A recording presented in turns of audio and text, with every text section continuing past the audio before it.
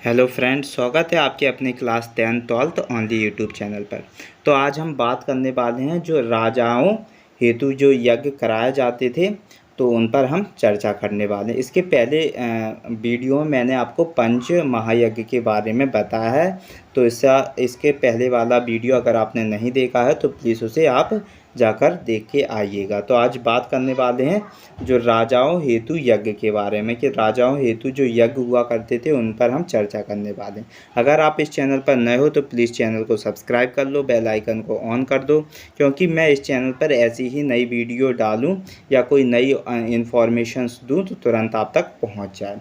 तो चलो स्टार्ट करते हैं राजाओं हेतु यज्ञ के बारे में, कि राजाओं हेतु जो यज्ञ कराए जाते थे वो किस प्रकार थे। तो प्रमुख जो यज्ञ हुआ करते थे वो 4 थे। वो कौन कौन से थे? जो राजसूय यज्ञ हुआ करता था, अश्वमेध यज्ञ और वाजपेय यज्ञ और अग्निष्ट तम जो यज्ञ हुआ करता था, ये चौथी काउंटिंग में दिया जाता है। तो जो राजसूय यज्ञ क्या हुआ करता था, राजसूय यज्ञ की हम बात करें तो जो राजसूय यज्ञ की बात करें तो ये जो राज अभिषेक के समय यह यज्ञिक अनुष्ठान किया जाता था। कहा जाता है जब राजा का राज्याभिषेक हुआ करता था तब राजसूय यज्ञ कराया जाता था, जिससे प्रजा में विश्वास उत्पन्न होता था कि उसके राजा को दिव्य शक्ति प्राप्त है।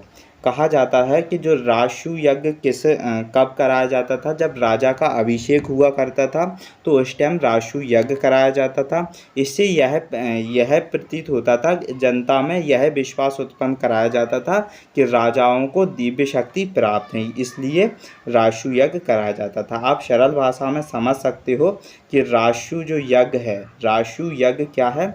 तो जो राजा के राज्य अभिषेक के समय राजसूय यज्ञ कराया जाता था, और ये इस अनुरूप कराया जाता था जिससे कि प्रजा में एक विश्वास उत्पन्न हो कि राजा में क्या है, दिव्य शक्ति को, राजा में क्या है, दिव्य शक्ति है, उन्हें दिव्य शक्ति प्राप्त है, इसलिए राजसूय यज्ञ कराया जाता था।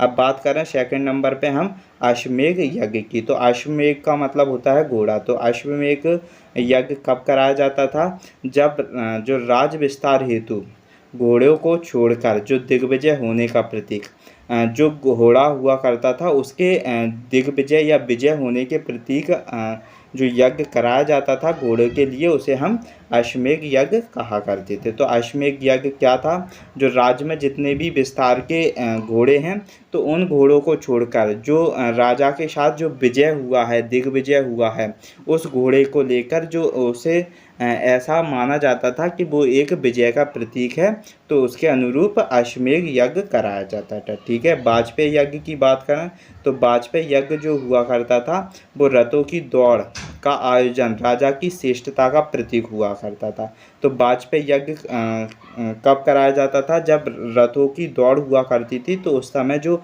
आयोजन हुआ करता था तो राजा की श्रेष्ठता के प्रतीक के लिए वाजपेय यज्ञ कराया जाता था। अब चौथे नंबर की बात करें, अग्निष्टोम यज्ञ कब कराया जाता था? तो अग्निष्टोम यज्ञ की बात करें तो इसमें सात्विक जीवन व्यतीत करते हुए जन कल्याण हेतु अग्नि को पशु बलि दी जाती थी। जो अग्निष्टोम यज्ञ हुआ करता था, इसमें क्या हुआ करता था? इसमें सात्विक जीवन व्यतीत करते हुए जो जन कल्याण के लिए क्या किया जाता था कि अग्नियों में पशु बलि दी जाती थी। ठीक है, कि जो मानव जीवन है वो बहुत अच्छा चले, जन कल्याण बहुत अच्छा हो, इसको व्यतीत करने के लिए अग्निष्टोम यज्ञ कराया जाता था। तो मैंने आपको बिल्कुल सरल भाषा में बता दिया है जो राजा हेतु यज्ञ हुआ करते थे। एक बार और बता दूं उदाहरण सहित कि राजसूय यज्ञ कौन सा हुआ करता था। तो राजा के द्वारा जो राजसूय यज्ञ हुआ करता था, ये राजा के राज्याभिषेक के समय हुआ करता था राजसूय यज्ञ, और इससे यह प्रतीत लाया जाता था कि जो प्रजा यह सोचती थी कि राजा में एक दिव्य शक्ति राजा को प्राप्त है। ठीक है। और जो अश्वमेध यज्ञ की बात करें तो अश्वमेध यज्ञ जो घोड़े के दिग्विजय होने का प्रतीक के रूप में अश्वमेध यज्ञ कराया जाता था। वाजपेय यज्ञ जो रथों की दौड़ का आयोजन हुआ करता था, तो राजा क्या हो, श्रेष्ठता हो, जीते विजय हो, इसके अनुरूप इसके प्रतीक होने के लिए वाजपेयी यज्ञ कराया जाता था। जो अग्निष्टोम यज्ञ कौन सा था?